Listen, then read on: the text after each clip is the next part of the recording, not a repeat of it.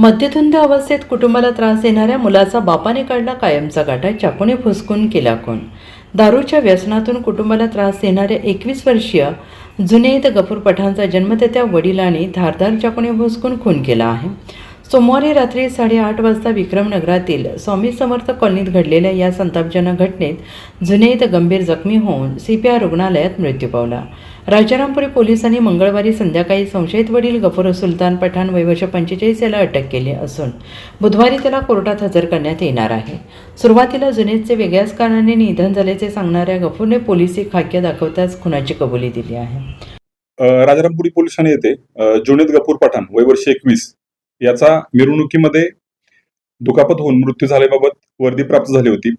सदर अकस्मात मयतच्या अनुषंगाने सखोल तपास केला असता यातील मयताचा वडील गफूर पठाण याच्या जबाबामध्ये विसंगती आढळली आणि त्या चौकशात आम्हाला असं आढळलं की यातील मयताचा वडील गफूर पठाण यांनी मुलाशी झालेल्या वादामधून त्याचा चाकूने बोक्सून खून केला असून सदरची घटना व त्याचा अपराध लपवण्यासाठी त्यानं पोलिसांना चुकीची हकीकत सांगितली होती.